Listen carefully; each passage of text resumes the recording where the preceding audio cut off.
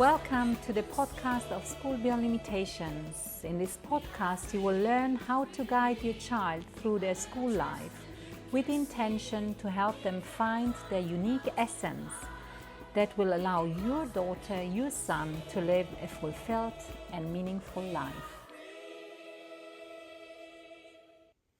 Why are the offline residential weeks so important and actually essential for students and facilitators alike at School Beyond Limitations? My name is Dr. Martina Geromin. I'm the co-founder, the CEO, and the designer of the school model of School Beyond Limitations. Yes, why is it important? Maybe it makes sense for us to be aware of the holistic approach of School Beyond Limitations.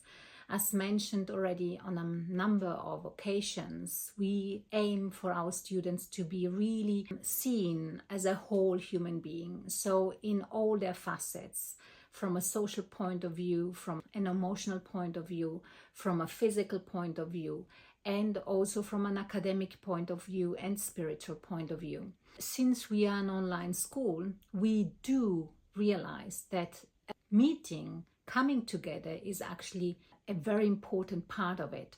That was already at the beginning when we started, right? When I told you the story about the foundation of School Beyond Limitations, was clear to me that there must be this social aspect as well.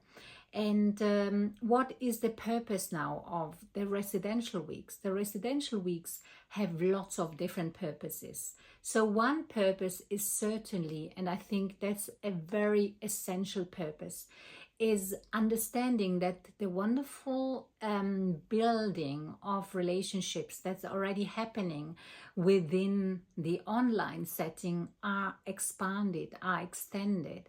I can really physically meet with my peers, with all the students of the secondary school, and also with my facilitators. You can imagine what it means to come together in real life. And there is also an aspect which I believe is very important. I was always wondering, why is it important for students to always gather within just one physical building that is called school, if there are so many different other opportunities to learn? So why isn't it possible to actually go to different places for learning? So one part of it, and that's the second important part of our experiential and residential weeks, that's experiential learning, hands-on learning, diving deep into a topic that is relevant for that specific place a person, a student is going to. So you can imagine that coming together from a social point of view, as spending the entire day together, the 24 hours, basically day and night together, allows students and facilitators to connect really, really well. And the weeks are targeted towards specific goals of learning also academically, experientially. That's why, and collaboratively also, right? Students come together, they dive into a specific topic during that week, and they don't only intellectually go through the content of the topic, but they also take it on board by crafting, by learning, hands-on learning, by immersing themselves into this learning possibility. Maybe it makes sense to actually go into some of our destinations. So for the time being, we've been visiting lots of different places in Europe. So the majority of our students are coming from Europe. So that's why we all fly to a specific place. So where did we already go to in the short history of School Beyond Limitations? We were in the southern part of Spain. We were in Murcia. That was our very first residential week. So in this place, we were immersed into gardening, into the Garden of Europe, basically. So the students were taken to the fields and they were able to plant, the plants, they were able to harvest, they were able to see what kind of business can be created out of that. And on top of that, of course, also students learned the different traditions of Spain in that case. This Spain that, due to the climate needed to have a break, a siesta halfway through. And indeed, when we were there, it was really hot. It was 42 to 45 degrees. So indeed, the students experienced themselves that between a certain hour during the day, from 1 or 2 on to 5 p.m., there was no possibility to actually function. And so that's part of being, immersed in this experiential experience. And that also is part of one element that we really, really take care about at School Beyond Limitations, and that's the reflection of the experience and the sharing of the reflection and of the feedback of that moment. And out of that, students then come home and say, oh, it's been really interesting to work in the fields. It's been interesting. I would like to continue with that. I would like to have my own garden, my own setup. And another residential week took us to Finland, for instance, and we went into the wilderness of Finland without technological and devices, so that the students understood what does it mean to actually live a life away from technology, immersed in nature. We went on meditation walks, we went on silent walks, we went fishing, we went to work with reindeers, dogs, and and we realized what the nature can provide for us, and how can we set up a fireplace in the middle of so much snow. And students were living in small cottages together, so that they also learned how to take care of one another. And also that allowed them, on top of actually coming together as a group, of learning how could they create and what would life look like if they had to live, or they were to live in such a situation. On another occasion, we went, for instance, to Rotterdam, Holland, and that was a full immersion into designing your own startup company. So it was based on entrepreneurial learning. We worked together with workshop leaders in the field who ignited our students to think in terms of setting up in a group their own company, their own startup company. And it was really fascinating to see that students in such a short period of time were able to set up, their own ideas, their own website. They were holding a pitch at the end of the week, and they came home with lots of ideas. And some of the students, not that many, but a few of the students took their idea on board and developed it further and started actually really their own business.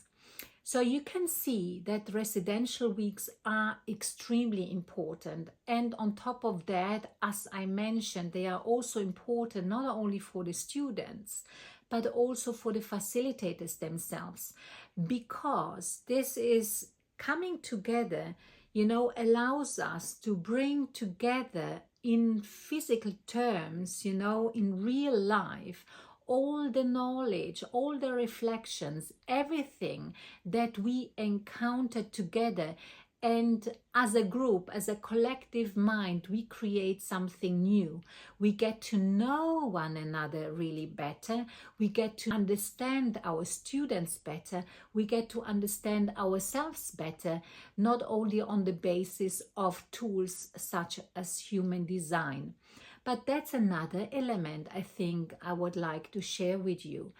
even in this case, the understanding of human design is so extremely valuable, because our students, of course, during residential weeks, they stay together all the time, but of course they are also sharing rooms with other students. We usually go to different places. In Finland, for instance, we were in cottages, so there were 6-7 students in one place together with one facilitator, and you can imagine what that means. Different personalities, different types, and of course we need to bring an understanding for one another, so that we have a mindful exchange with one another.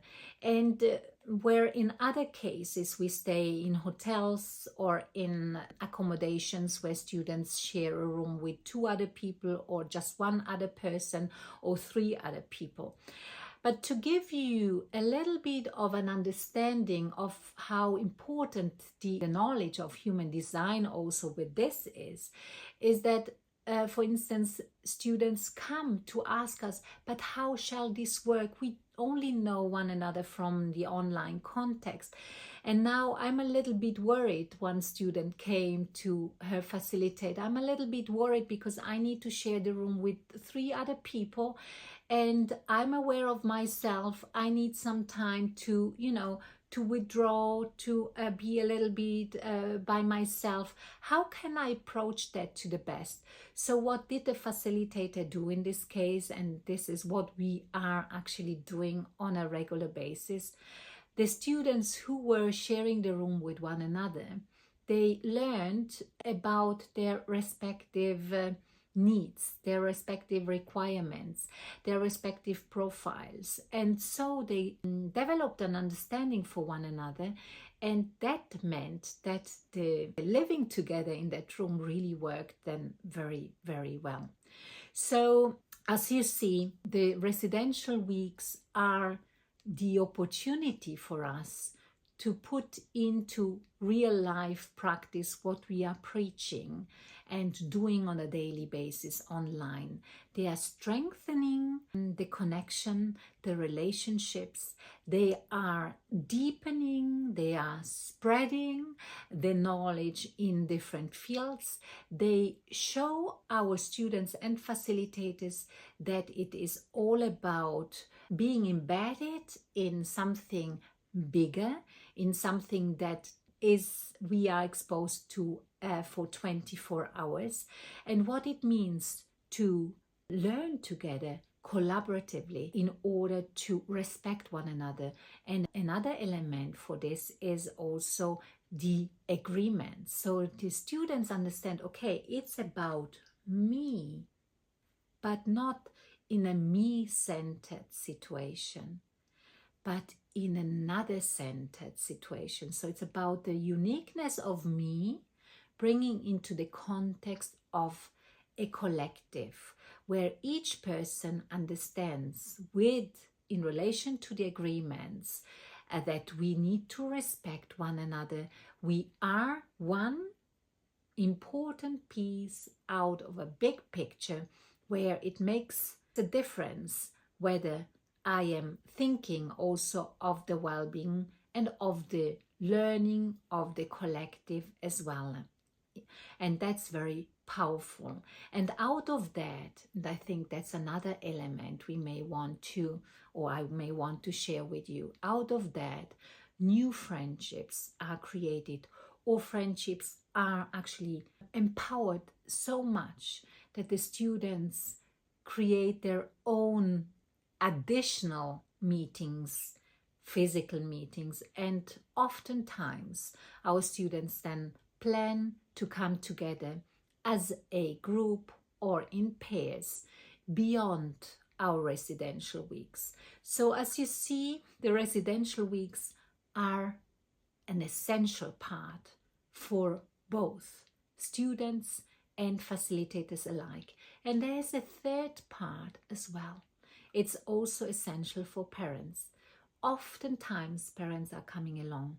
They are not involved in the entire week, of course, and we would like our students to have the opportunity to experience this week without their parents in order for them to become more self-directed, independent. And these are, qualities that are extremely relevant, especially in today's world. But we also bring parents on board in the sense that if parents are also traveling in the area, we create one evening together or a final party together where we just celebrate the SPL community and the understanding that we are all community. We are together, the importance of togetherness, and that will extend then beyond the time when we are physically together. So our next residential weeks are taking us even beyond Europe. The first residential week we plan for this school year is to South Africa, not for all our students because the younger students still stay in Europe, but this year we are approaching soon San Mauro in the southern part of Italy, and we will dive into the Mediterranean nutrition and harvesting olives and olive production, goat cheese production, basket weaving and pottery, lots of different things. So hands-on experience again. We'll be going also to have brain and memory training, and that takes place in Vienna, and then we will most likely go to the very northern part of Europe for the end of the school year. And as you see, it's constantly changing. We don't go to the same place necessarily. Sometimes that may happen, but we always want to bring in something new for our students.